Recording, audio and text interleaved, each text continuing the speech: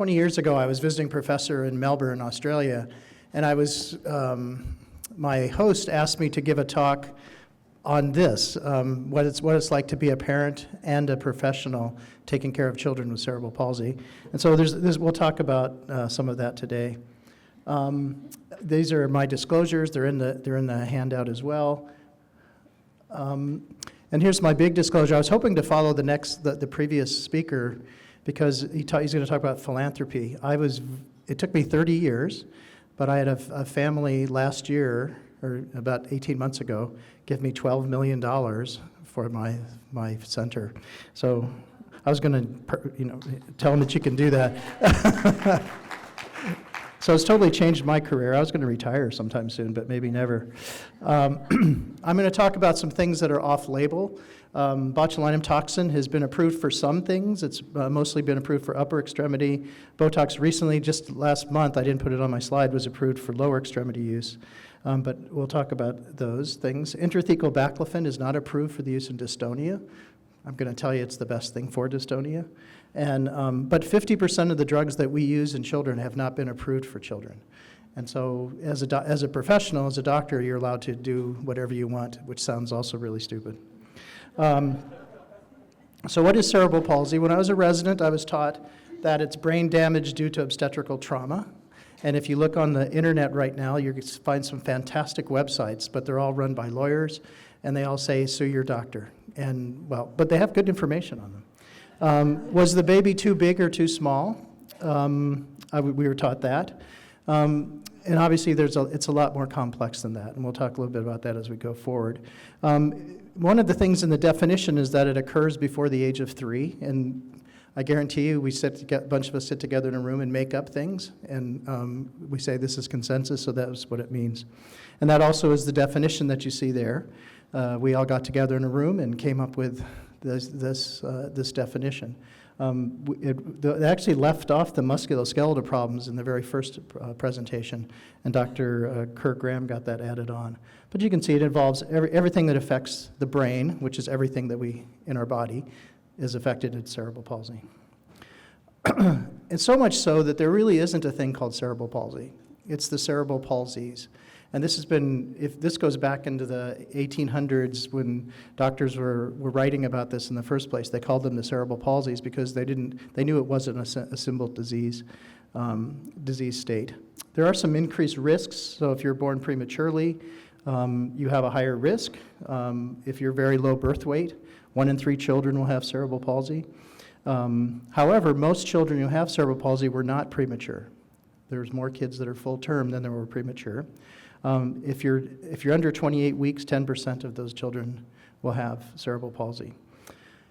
A study done by the CDC done in 2008, and it hasn't been done since then, shows the prevalence in the United States in at least 3 different states is 3 to 4 patients per 1,000. So that's 1 in 278 children at age 8 in the United States have cerebral palsy. It's the most common motor disability in children.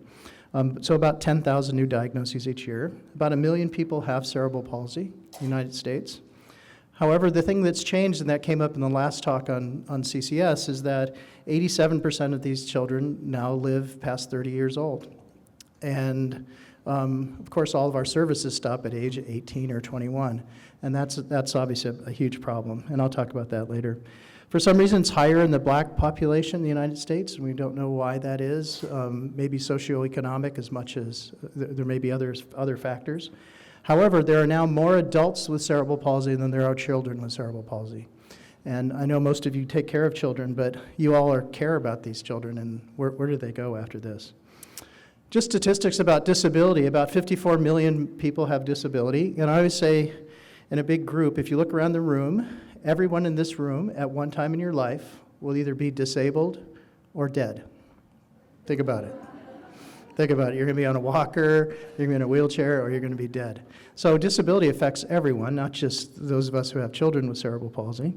If you look at the cost of taking care of a child from birth to, all across all different severities of cerebral palsy, it's about $1 million per person. So it's a very expensive to our community. Well, this is a huge slide that I know you can't see in the back of the room because that's where I just was. But these are just the different things that cause the cerebral palsies. Prematurity is one of them. As we're learning more and more about genetics, we're learning the chromosomal abnormalities and genetic abnormalities are affecting cerebral palsy, are the causes of cerebral palsy. I'll bet in 10 years, maybe 20 years for sure, 10 years, that all of our kids with GMFCS 4 and 5 will have some genetic label to them, mainly because I see about 3 or 4 a day. My hospital is was paid for by Mr. Rady, Ernest Rady, and he just gave us he gave us $120 million to start a genetics institute, and they just gave us another $200 million last week. So it's pretty incredible for our institution. But we have this giant genetic program, and so every day I get something that I've never heard of, and I can't look up, and it's like XP, 3P, mine, 1. They're just numbers and letters that we have no idea what they have. So I don't know how to treat these patients now. So I'm glad I'm close to the end of my career. I think it's going to be really hard to figure these things out in the future. But the genetic influences are not so much of the child having a genetic problem. It's many times the mother. The genetic problem is the thing that causes the premature labor, that causes placenta previa, that causes these problems. This is the first time I'll introduce my wife's problem. My wife was totally healthy. She had a blood clot when she was in college, and then when we were supposed to have, my wife was pregnant with twins, and one of our twins died in utero at about 28 weeks. My son was born, my wife had an abruption placenta, so obviously that's a clot that makes the placenta fall off, and then then my son was born prematurely, weighed about 2 pounds, 9 ounces, and eventually developed GMFCS 4 cerebral palsy. Fast forward 20 years later, my wife had a blood clot coming back on a flight from France, and her mother happened to get a cavernous venous thrombosis at the same time, and my wife is heterozygous for factor V Leiden. And that's something you need to think about with your families when you see them in clinic. I've picked up 5 cases of this now in my career, which is potentially life-saving to the mother, because the mother has this bleeding disorder. It's a thrombosis. This is really hitting home. About 6 weeks ago, my wife was in the hospital with 6 PEs. And she's fine now, but she's now on those drugs that you see advertised on the news for the old people, for us, Eliquis or something like that. So you look through all this list, and this is how this has in fact affected my family. So this is something we kind of know the etiology now. We didn't know before. But remember, correlation does not imply causation, and those are when people hear these things, they say, well, that's what causes CP. Well, it doesn't always work that way. Why do kids have cerebral palsy that goes in a particular distribution? And you have to remember this homunculus from when we learned our anatomy in medical school or in graduate school. And this is remember the homunculus on the surface of the brain? And you can see the upper extremity has a huge representation. So think of all things you can do with your upper extremity. And then you have the really stupid legs that are down here that only do a couple things unless you're a soccer player. But we just walk and run, and that's about it. But you can see the area around the ventricles is a watershed area. A couple things happen in this area of the brain, and this is where it doesn't get a good blood supply. It's an end blood supply, so if you happen to have a stroke or something that affects this area, it can affect the areas around the basal ganglia. So if it happens near the ventricles, and you've all heard of periventricular leukomalacia, it affects the lower extremities more than the upper extremities. And it can, this thing depends on how big this area is. So if it comes way over here, it can affect the upper and lower extremities. And it's usually bilateral, and so that's why you have diplegia, which is lower extremities worse than upper extremities. And then you can have strokes as well. So kids that have strokes on one side will have hemiplegia.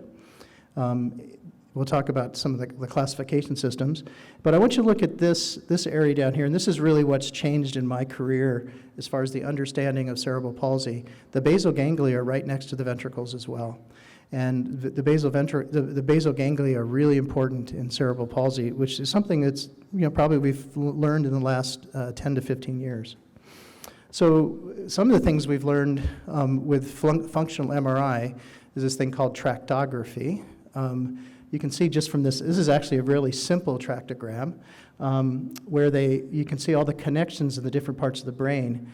And it turns out that almost every part of the brain has a connection with it. Every signal that comes out of the brain has a connection from some other part of the brain. So every connection that comes down from the cortex gets an input from the cerebellum, gets an input from the basal ganglia. All these things happen as it comes down. So you can imagine if you injure one part of the brain and it can't connect like these tracks going around, then you'll have some sort of problem. Often a motor problem, but this also may be part of the reasons we have mental health issues in adults, in children and adults with cerebral palsy. So how can ideally we'd like to treat this like polio. Our treatment of cerebral palsy is terrible, but what can we do to make it better? How can we address this? And prevention is probably the best thing. What we don't know is how to do that. There was a big study that was done about 20 years ago. There was actually 3 NIH studies to look at the effect of eclampsia on cerebral palsy. And there's a salt, simple salt, magnesium sulfate, cost 10 cents, where they gave this to the families, and they had to stop the studies because those kids stopped having cerebral palsy. I mean, there was a much lower instance of cerebral palsy in the group that was taking the magnesium sulfate. So in the high-risk mother, if you can identify a high-risk mother, giving them magnesium sulfate has really helped. And you can just look at all these other things. I think one of this area right in here about the brain cooling and anti-inflammatories is I think what's happening. And that's the fact that we have a lot of children who have inflammatory problems by being born premature, having some sort of low-grade infection, some inflammation. And I hope that someday we'll be able to come up with a targeted anti-inflammatory that'll help that. A lot of kids are born with anemia, and that affects the blood flow to the brain as well. And so giving something to stimulate that, and there's even people that are giving transfusions for kids when they were born. It's a little bit dangerous, as you can imagine. And the big thing is to figure out the mothers that are taking toxic drugs, nicotine, alcohol. And then remember, this goes up to the age of 3, so preventing non-accidental trauma, lead poisoning, those kind of things, near drowning. So once again, this is come a little bit personal. This is my career choice. This is my wife and my son. You can see the equipment in the NIC looks exactly the same. It's still got these little silver things, and it all looks the same. So he was born in 1982. I was doing a pediatric rotation. I was an intern. We'd lost our twin. It was quite a traumatic year. But my wife took me, we happened while she was pregnant, we went by a United Cerebral Palsy telethon, and she asked me what cerebral palsy was. Being the intern that I was, and so knowledgeable from that 1-hour class where we learned about cerebral palsy, muscular dystrophy, myasthenia gravis, I go, I think it has something to do with the brain. And unfortunately, that's what most of my colleagues still do. It has something to do with the brain. We don't know anything else. Unfortunately, we haven't gone much further than that. So when I was a resident, I learned how to take care of kids with cerebral palsy. That's a big part of orthopedic surgery. But all we did was lengthen tendons, especially the heel cord, and we put kids in casts for a long time. It was terrible. And it's the thing that bothers me is when I travel around the United States and around the world, this is still happening many, many, many places. This is all the kids get is a heel cord lengthening. And now there's this movement to do percutaneous heel cord lengthenings, which is, I'm going to probably spend the rest of my career talking about it, where the kids are they cut the heel cords and the kids can't walk anymore. And I have dozens of these children coming from around the world, from the United States, from very reputable centers. I'm the keynote speaker at the European Academy of Childhood Disabilities next month, and half of my talks apparently are to talk to people in Europe from doing this, because that's what I've got. I saw my schedule. So my son had all these procedures and they were terrible. So my son had a lot of bad surgery. I was very fortunate to do my fellowship in San Diego under Dr. David Sutherland, who did most of his seminal work here in San Francisco at the Shrine. And then he came down to San Diego and he taught me, and it's just been a great part of my career to have worked with great people. Gait analysis, you don't have much access to gait analysis here in San Francisco. There's a clinical lab in Stanford, but that's really about it, unless something's changed. They're a little bit expensive to run. It takes a lot of understanding and teaching on how to do that. So it's a little bit controversial in our field, mainly because it costs so much, and it's hard to because gait is so complex, to be able to break it down into individual components and then provide a prescription to a treating physician is what the goal of this is. But many times we provide a prescription and the people don't know how to do the things that we've asked them to do. So it's really, doing gait surgery is very complex, and it's a little bit controversial. So I'll talk about classification systems. So you've all heard of diplegia, which is lower extremities worse than upper extremities. Hemiplegia, or quadriplegia, which is the total body involvement, and then hemiplegia, which is half the body. So this has very bad intra and interrelated reliability. On my own charts, one day it'll say mild quadriplegia, and then the next one will say severe diplegia. And so it's really, really terrible. Of course, Epic is really messed up because it doesn't have enough options to put what they really have. So this isn't really good. Does anybody know what famous neurologists popularized this? This thing? Sigmund Freud. Sigmund Freud was a neurologist. He wasn't a psychiatrist. He started psychiatry, and he spent much of his career studying cerebral palsy. There's several treatises. I've read part of it. It's hard to read. It's in German, but it's translated, obviously. And he really broke down cerebral palsy. He studied it. And at the end of this, before he went into the field of psychiatry, he said, the biggest thing I regret in my life is that I wasted all this time on childhood infantile spasticity. So he wasn't too happy about it.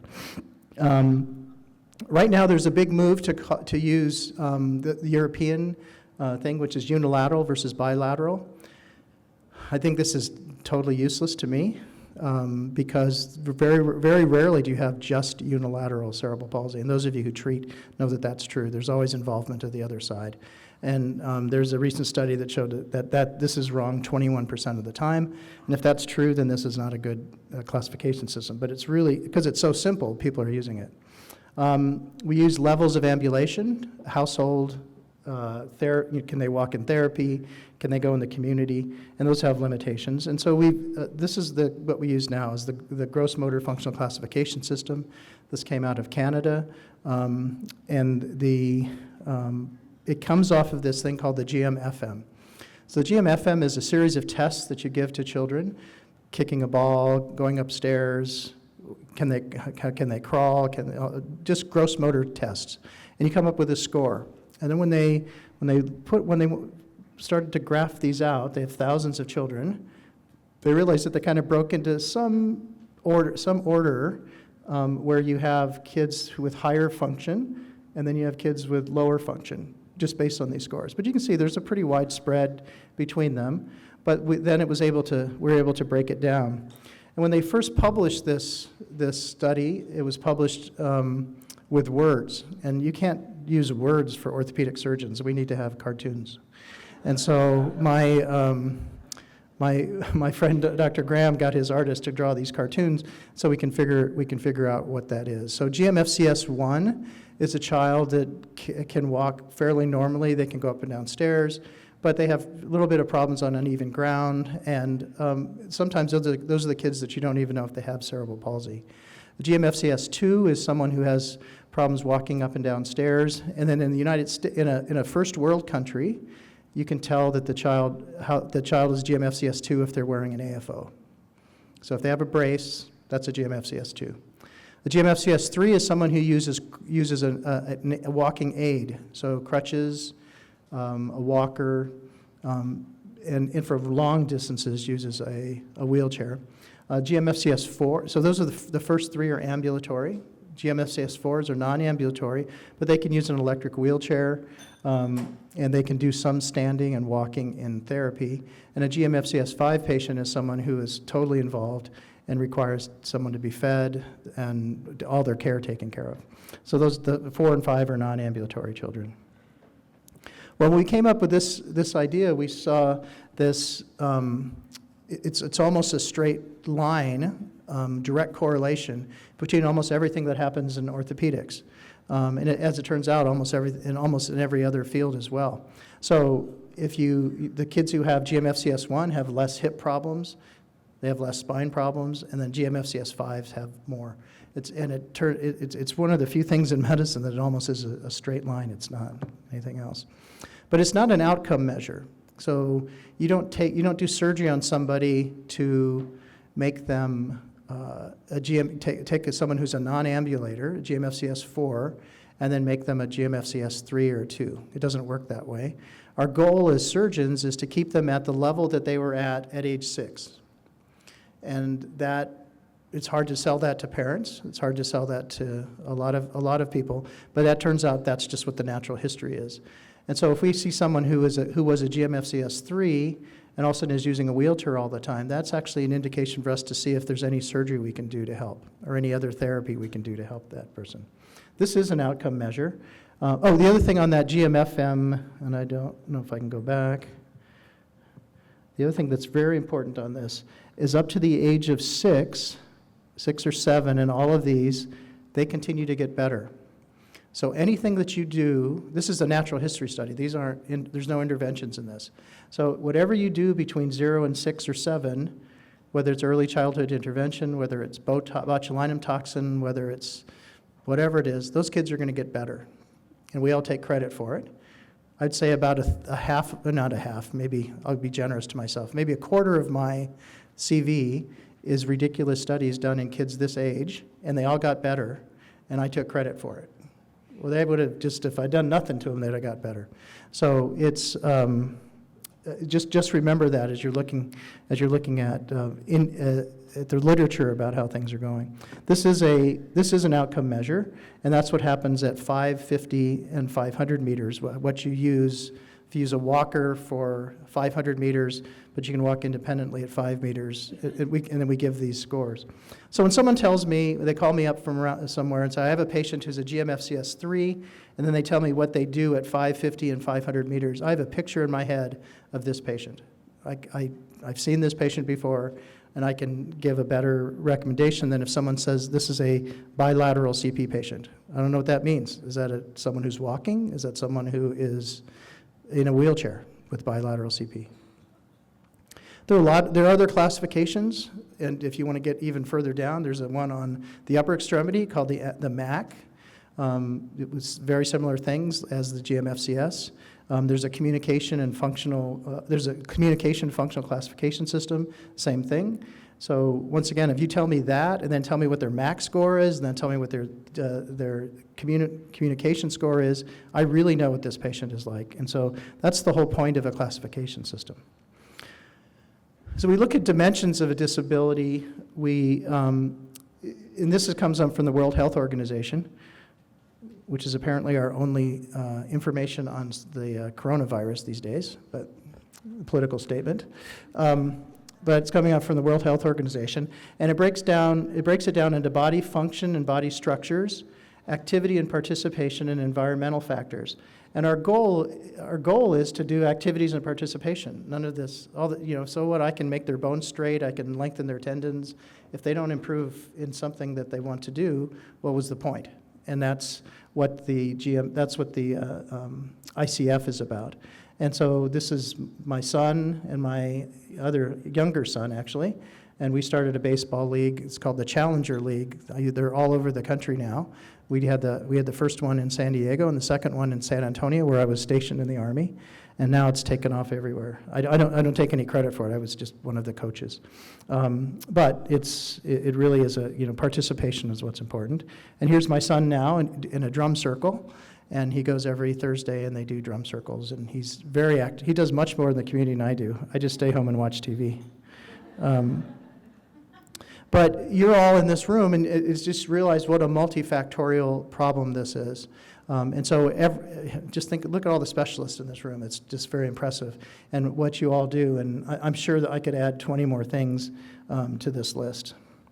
So we look at the different therapies. How many occupational therapists are here? I just want to make sure I don't say anything bad.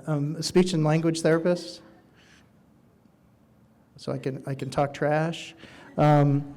Anybody specialist in visual impairment? Well, good. Well, these are kind of important things. So occupational therapy in the field of orthopedics are the people who take care of upper extremity injuries. In the field of cerebral palsy, it's a much more complex thing. It's not just that. It's feeding and oral motor function.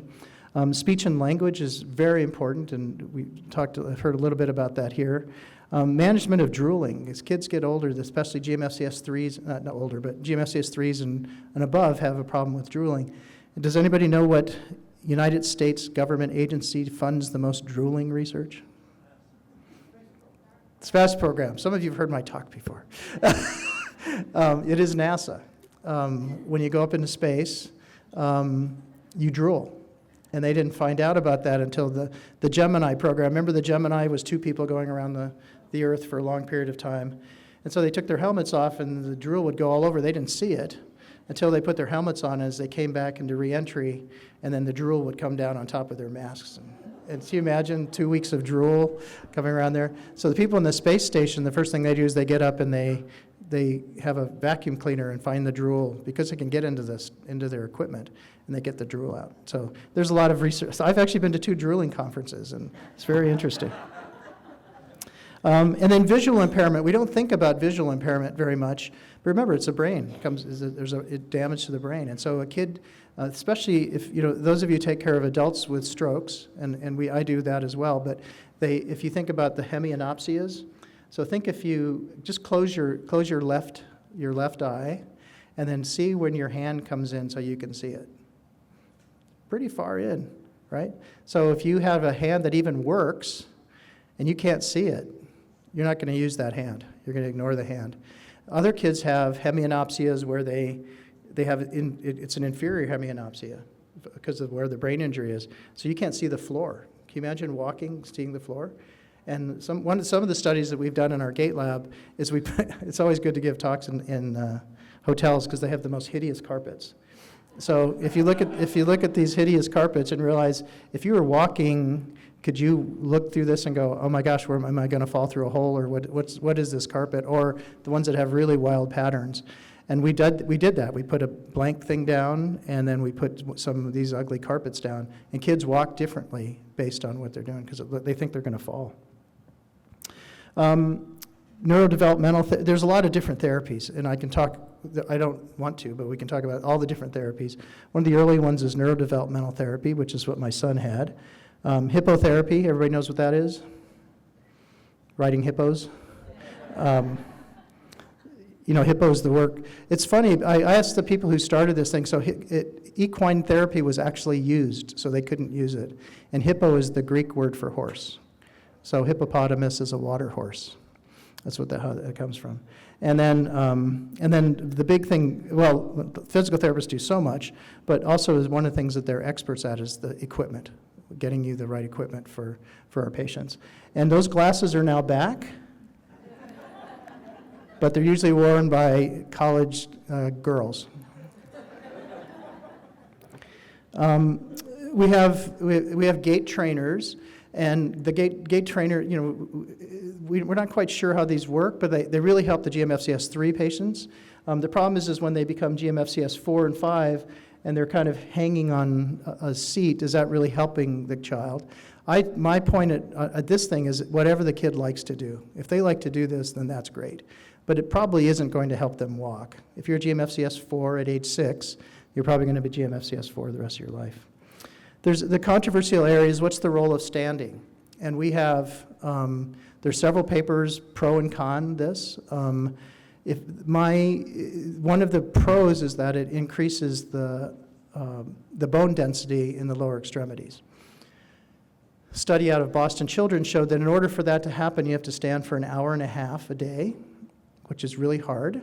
And if you look at most of the standards for the kids who have osteopenia, they're hanging by their groin, right? So they aren't putting much weight down on their legs. All their weight is right there. So their pelvis probably has really good bone density. But we don't know what's going on in the lower extremities. And with DEXA scans aren't so good in kids. It's a lot of radiation, and so we don't really know the answer. This is also one of the things I say, if the kids like it, then do it. I'll show you later that I have an adult clinic, and a lot of people in these struggle to get the adults to stand. They don't want to do it. They have contractures.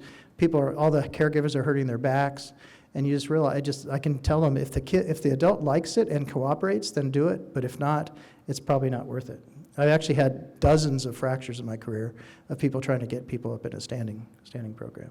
So there's different standards and different wheelchairs, and this is where CCS insurance starts coming in, is the expense of these things. So one of the things we don't like are the sling wheelchairs. Those are terrible. Everybody knows that, especially this group. So you have to get a special seating system, and then you have to get, this is similar to what my son's wheelchair is, electric wheelchair with all the gizmos on it. It reclines in space because he has swallowing problems.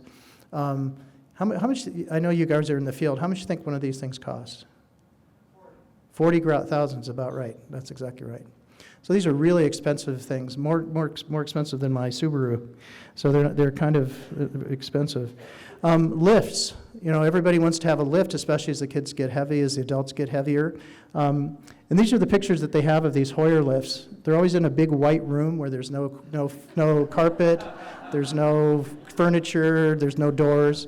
And we bought one I think they cost about $8,000, and it hung in our garage. It was really good to put towels on and stuff, but we never got to use it in the house.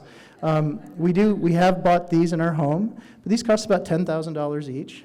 I'm an orthopedic surgeon, I can afford that, but we have them in his home and in our home, and they're very helpful.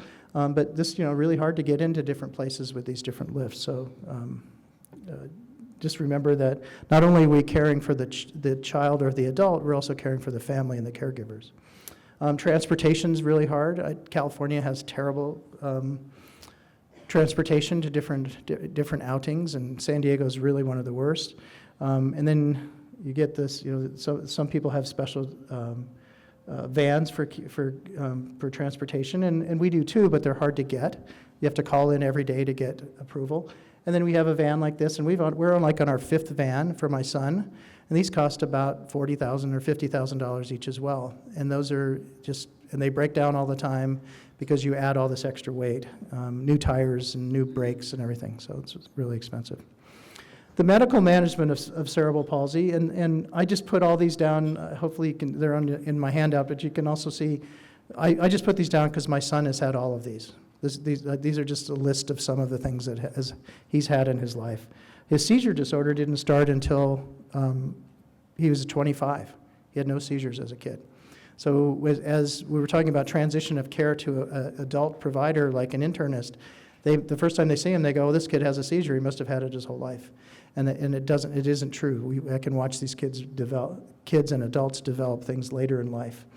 He has reflux, and he didn't get a G-tube till he was 21. Kind of the same thing. Adult providers would not know that was something that they need because they haven't followed them their whole life. The movement disorders, we'll talk about spasticity. Remember from your undergrad and graduate school, spasticity is the reaction of a muscle to a rapid stretch, right? So if you rapidly stretch a muscle, it'll catch, and that's what a reflex is. So what's the best way to give a rapid stretch to a muscle? Reflex hammer. So you take a reflex hammer and you rapidly stretch the muscle, and that's how the leg comes out really fast. So that's what spasticity is. Chorioathetosis is the kind of the dancing movement problem. That comes from the deeper part of the brain, comes from the basal ganglia. Ataxia comes from the cerebellum. Ataxia is one of the ways to diagnose that is every step is different than the step before. So I know it doesn't happen in this group of great people, but if you've ever seen anybody drink alcohol, and afterwards that's what they have is ataxia, because every step is different from the one before. And then dystonia, and this really has changed our field. Dystonia is the posturing that kids do. And this is, a kid who's sitting in their wheelchair. You put them up, put them onto the bed, and they're like this. Their legs are crossing, their head's turned, and they're sitting like this. And that's dystonia. And we, for years, called that spasticity. And so you hear so many times the term spastic quadriplegia. Well, there probably is no such thing as, there's a little bit of spasticity in quadriplegia, but most of the kids who are GMFCS 5 are dystonic. So it's we call it mixed or spastic and dystonic cerebral palsy, or spastic quadriplegia. So the dystonia is a big part of that. And so as you look at this little diagram, here's the reflex. So hammer goes there, it goes back to the spinal cord, comes back out, knee kicks out. What comes out of your brain is a neurotransmitter called GABA, gamma-aminobutyric acid, and it's an inhibitor of this reflex. So it modulates the reflex. So if you cut your head off, had no access to your brain, and you started to walk, every time you're up on your toes, and every time you put your weight down, your gastroc fires. So it pops you back up on your toes. And that's why kids with CP have equinus, because it's always that's always firing. It's all the time. So you can break that up, and there's different ways to break that up. You could obviously cut the nerves here. That would do it. You could put botulinum toxin in here, and that'll stop this reflex arc because it affects the muscle. You can give a GABA agonist, which is baclofen and Valium are GABA agonists, things that'll modulate this reflex arc. These are all simple things for orthopedic surgeons. Can you push on this? I don't know, maybe I didn't. There you go, thank you. So this is kind of ataxia. Every step is a little bit different for this kid. See the width of his base? And so that's ataxia. And this is a girl with chorioathetosis.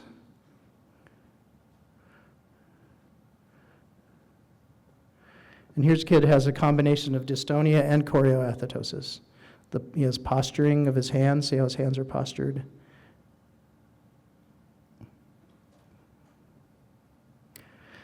So it wasn't too long ago that we figured out that most of these children have dystonia. And that's really changed our understanding of these patients.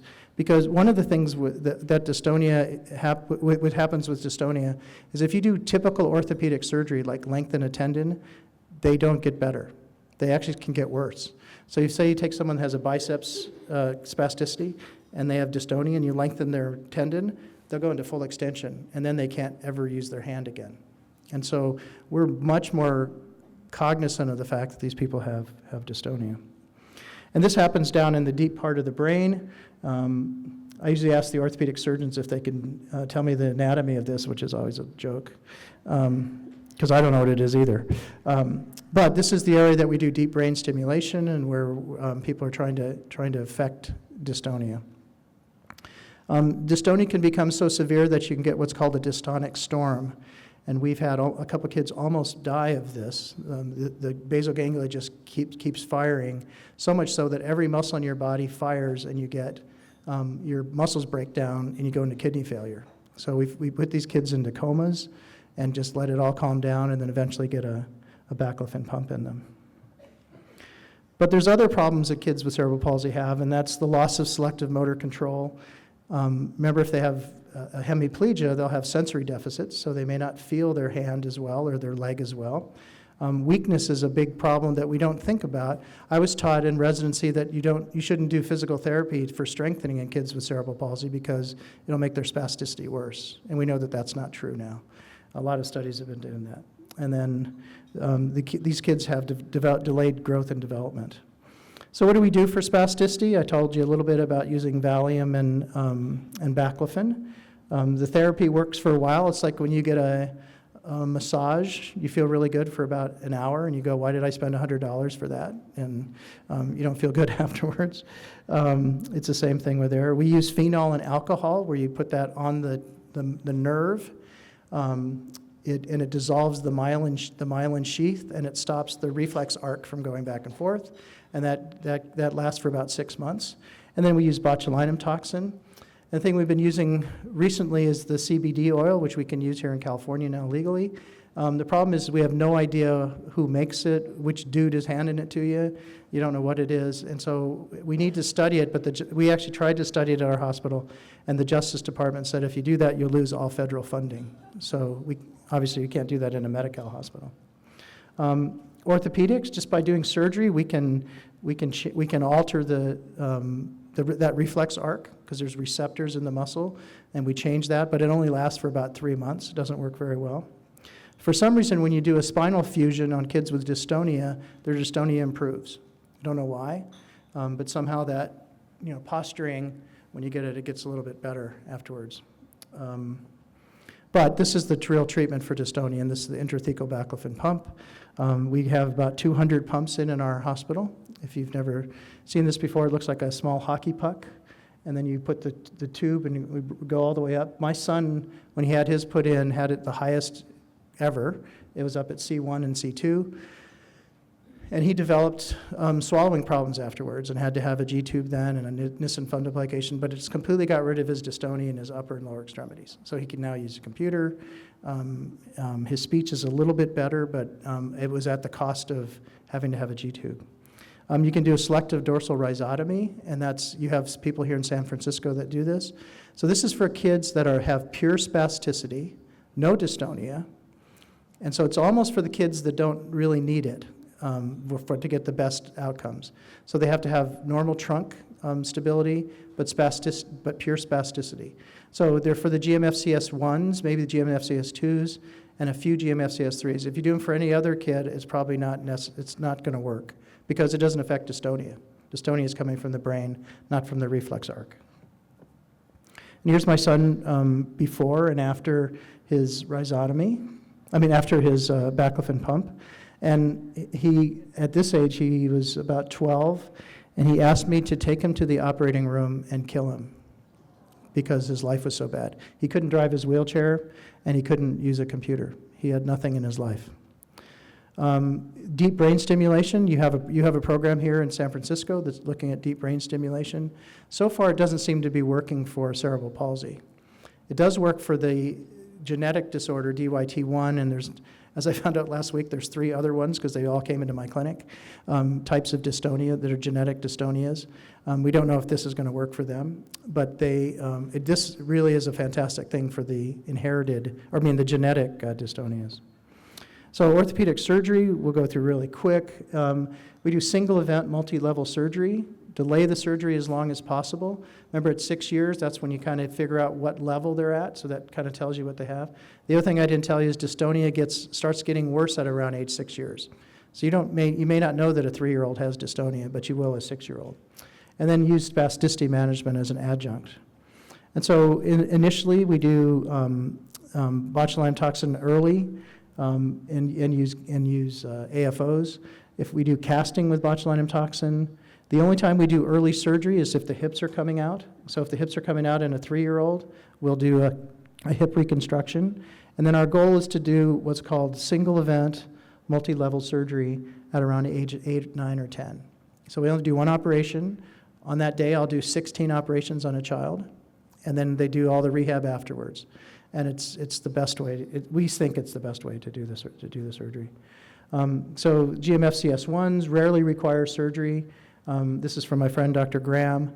And then but there are some kids in the autistic spectrum disorder that have some spasticity and that overlaps in this lower end of cerebral palsy. And once again, these kids may need botulinum toxin, but really no other significant problems. The GMFCS2, they'll have more spasticity, they'll have more deformities, and this is when we start doing orthopedic surgery. We do selective dorsal rhizotomies in this group, and we're looking the hips. We start worrying about the hips coming out of joint at this point. This is where we start using AFOs. Remember, the GMFCS2s have AFOs. The GMFCS3s, much more severe. Dystonia is starting to come into the picture. We have hip displacement that's more common, and we have to do a lot of surgery in this group, and we correct their hip and their feet problems. And so here's some of the surgeries we do. We do femoral osteotomies, we do tibial osteotomies, we correct the flat foot deformity so they can wear braces. GMFCS4, once again, much more dystonia in this group. And then we can screen for the hip and spine surgery. And you can see, so if you have GMFCS4 or 5, your chance of having hip dysplasia is really high. And here's the hips coming out. They usually come out the back of the hip. And here's the child with the dislocated hips, and here's what they look like after we do the surgery, put the hips back in. Here's another kid, and there's a long-term follow-up. So now their hips are in, and then that's good. The GMFCS5s, these people have more problems with dystonia, and then 90% will have hip disease and scoliosis. So our goal is to get these children, the non-ambulatory kids, comfortable in their wheelchairs so they can improve their life. And this is when we start thinking about child and caregiver quality of life. These are some of the operations we do, and the kids, and this is like the worst operation I do. So these are kids who have never been seen by an orthopedic surgeon. They come in and their hips are completely dislocated and all the cartilage is worn off. Now, in my community, we have controlled our population because we've been doing it for 30 years in the same place. But I see all the immigrants that are coming in now. Yesterday in my clinic, I had 5 Arab-speaking families who I had to do surgeries like this on because they're coming in from the Middle East. There's some other operations you can do to help the hip. You can do total hip replacements, but a lot of complications. I'll just skip through this. This is something that I've been doing. I think I'm running a little over. Am I okay? Yeah, okay, great. For kids that have dislocated hips or have had surgery for dislocated hips, you can use botulinum toxin around the muscles around the hip. I've just sent this in for publication. I have a 10-year follow-up on these patients. And they just keep coming back. Every 6 months I inject all the muscles around the hip. It costs, the bottles cost $500 each. I use 3 of them. What CCS and Medi-Cal pay me is about $20. So it's pretty good. It's a pretty cheap thing compared to doing a major surgery. But it increases, the kids and adults have done really well with this. This is my son's foot, who had a bunch of different operations by my partners, none of which worked. And so this is what we do now we fuse his joint because he had an ulcer on the top of his foot, and his foot looks really great now. We fixed this is my son's spine. Here's his baclofen pump. Here's the scoliosis and the nice job my partners did. And I'm coming to the end, but we're talking about caregiver stress. Remember that it's not just the GMFCS4s. Every parent with a child with a disability, and you deal with them all the time. You might be a parent of a child with a disability, or you might have someone who has a disability. Just realize how much extra work this is for people. So there's a study that was done that showed to take care of a child with GMFCS4 or 5 is, for the mother, it's usually the mother, is 8 hours a day. So think about that. If you have a typically developing child, you throw them a Pop-Tart in the morning and see them back when they get home from school. But parents with kids with cerebral palsy, feeding takes an hour. It's a big thing. A lot of back pain in this group. There's a thing that started. It's in the literature that 85% of people parents of children with disabilities get divorces. And I started looking through my patients, and that wasn't true. And then I went back and found the original source, and this person just made this up. So it's not true.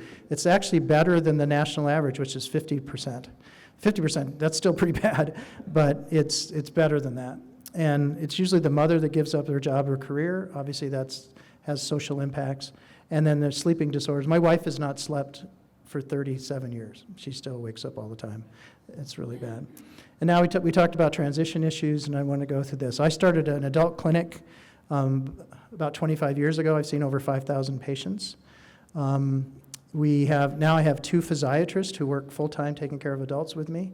I'm getting ready to hire a primary care doctor to work in my clinic because I have $12 million. Once again, but it's amazing when you get $12 million. You don't even think about what that is. I've never had more than $100,000 to do any program. And now someone said the Gait Lab costs $250,000. I go, let's just get 2 of them. I got tons of money. Anyway, so most of the things I see are kids with increased pain, or adults with increased pain, and that's where they're coming in. But the thing that I've noticed, and I'm getting ready to publish it, and I haven't quite figured out how to publish it, is that 45% of my patients are in some sort of antidepressant, and about 25 to 30% have diagnosed bipolar disorder. I know we're going to have that talk at the end of the day today. I'm really looking forward to that one, because this is my son's problem right now. All this other stuff is nothing. Cerebral palsy is nothing. And he even says that all the time. I can do my CP, I can't do my mood swings. And it really has changed people's lives. When as a parent and when you're dealing with your clients or your patients, however whatever you want to call them, remember the patient and the family are going through these stages of grief. You know, first this is Kubler-Ross's things, and it's the same thing that happens in a disability. So it's in the handout. But remember, you may have a family that's going, why is this family not doing anything I want them to do? Well, they're still in this state of denial, and that might be when they're 13 years old. And then there's other people that move through this really quickly, and then that's the thing. So what have I learned in my 37 years? That people are always looking for a cure for their child. The new one now is stem cells. Everybody wants to get stem cells, and so far that study from Duke has not shown much improvement. That dystonia and the understanding of GMFCS has changed how we take care of patients. There's little money available for research in the field of cerebral palsy. Our Academy of Cerebral Palsy went to the Congress a couple of years ago, got Senator Tom Harkin to sponsor a bill. We got $65 million for CP research. We were so excited. And remember when they had that, I just forgot the name of it, where they cut 10% across the federal government? What's that called? Whatever. Anyways, they cut all the spending 10%. That was our $65 million. That was in there. And then Senator Harkin retired, so we have to start all over. So really important that we don't have much things. And then kind of the last one, but prevention is going to be the hope. And that, once again, there are people in this room and that you've spent 2 days to come here and learn about disabilities and share your experience, who are really the true heroes that take care of all this. These are the F words. That's it. It's in your handout. I stole this from Peter Rosenbaum. So the 5 F words. And just to finish, once again, as an orthopedic surgeon, some cartoons. When your child is born and they are in the first year, you're thinking of, do they have a pink room or a red room or a blue room? And all of a sudden you're dealing with agencies. There's this thing called CCS, whatever that is, and all these different agencies. You have all these medical things people are throwing around, necrotizing enterocolitis, all these patent ductus arteriosus, all these things that you don't know. Your family's in an upheaval. And then you have costs that you didn't expect. Then as you get older, you have all these other issues of leisure and recreation. How does your kid get to school? Who's paying for the technology, the iPads? Who's paying for mobility? Just the wheelchairs, they're really expensive, as we talked about. Education. Every year until my son graduated from high school, I had to threaten to sue the school. Every single year. And they loved him. I don't understand it. They always want to take away his aid. And then social relationships on how do you have friends. I think for my son, the hardest thing was when he graduated from high school. He had tons of friends in high school, and now he has few friends because they're in different spots. As you become an adult, you have to do self-care, self-advocacy, your job. Where are you going to live? Are you going to live by yourself? There's a lot of different housing options. And then conservatorship, and this is one that a lot of our parents don't know about, is that once you turn 18, your mom and dad can't sign for you anymore. You're an adult, and so we had to take our son to court. I had to pay for my lawyer and for his lawyer.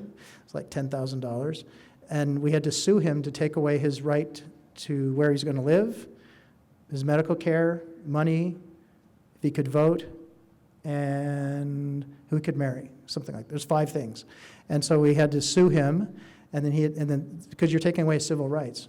And so then the judge would ask him, and he just sat there. So it was not a big deal, but it was still something. And they come over every 3 years to check to make sure that things haven't changed. So it's a really important thing. And now the medical care for adults is a big deal. Our parents are getting older, and And then I have people that are retired, and then they have even fewer friends at that stage. You know, you're 55 years old, you're retired, you don't even have your job people anymore. So our goal, everyone in this room, that's why you're here, is we're trying to help the people at all stages of life.